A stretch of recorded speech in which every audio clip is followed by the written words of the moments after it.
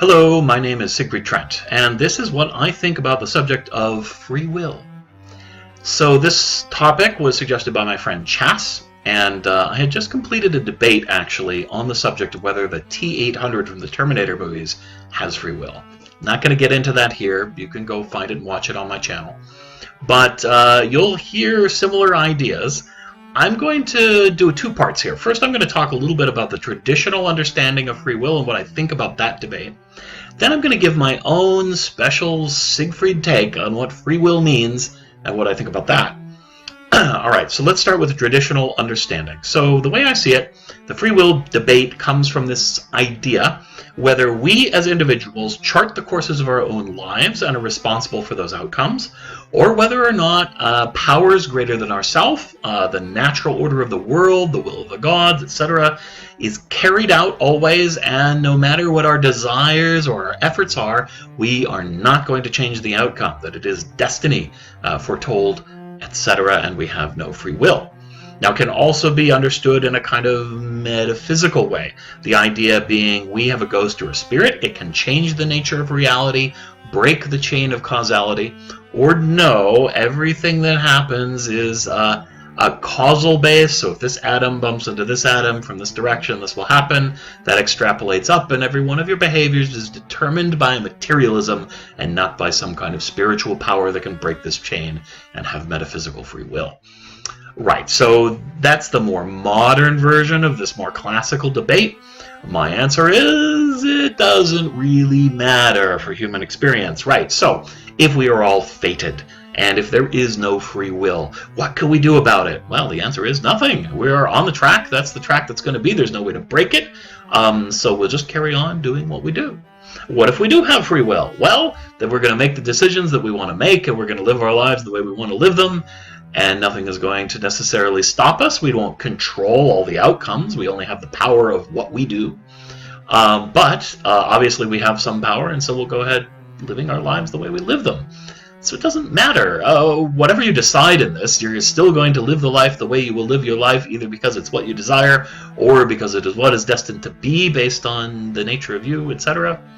It's kind of a moot question. It's mental masturbation, as it were. I've engaged in it many times. So I'm not going to say mental masturbation is always bad for you, but I don't think it has an important outcome. And that's kind of my slightly off take on the topic. Now, let's talk about my actual thoughts. And I think that because this is kind of meaningless, it's better to approach the subject from a question of why do we ask this question? Why do we ask about free will? And I think it has to do with our feelings about our lives. Do we have hope for the future, or do we feel doomed and give up, commit suicide, or just progress a different direction in our life or something like that, right? Well, I mean, again, really the question of free will shouldn't matter, but it's a question of motivation. If we feel free, maybe we'll be more motivated. That's what I want, so I want to feel free, so I'm going to look at the question hoping to come out with an answer. Or maybe I don't trust myself and I'm hoping it's all part of God's plan, that I don't have to worry about the choices I make, and so I feel a little bit better if I don't really have free will, so on and so forth. So it comes down to kind of that. So I look at it from a sense of experience. And what do I experience as being free will?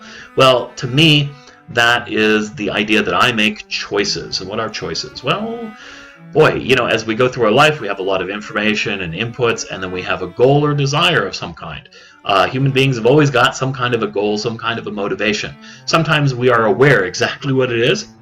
Sometimes we're sleepwalking. We have no awareness of our goal, but clearly we have one. We're up, we're doing something. To me, there's got to be a reason why you're doing it now. Let's step aside free will. Is that because you have a ghost, or is it because of the nature of your brain? I tend to be a materialist, so I think it's the nature of your brain. I don't think the difference really matters that much. The important part is that it's your motivation.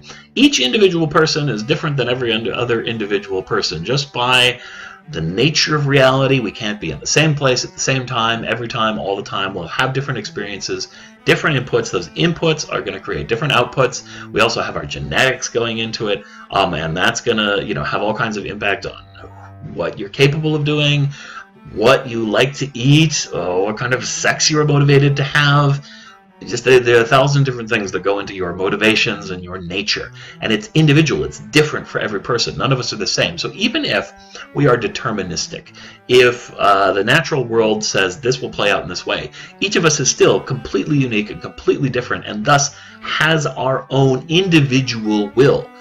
Now, the freedom of it is not so important, but the fact that we have an individual will that is different than everybody else means we will make different decisions. It means we will have different experiences. It means we will have different desires, and that's going to lead to different outcomes. And that's the essence of us and individualism. Who am I? Who is Siegfried Trent? I am a summation of my desires and the things I do to carry out those desires. And that's the essence of life. So I think it's sort of important to understand it in that way, and I think if you look at free will from this perspective, you don't have to worry so much about fate, you don't have to worry so much about choice, just is what it is. Maybe in the end you will be able to achieve your desires. I think that comes more down to circumstance and your ability, and what it is your goals are. If you have outrageous goals, they might be very difficult. If you have simple goals, that you probably achieve them.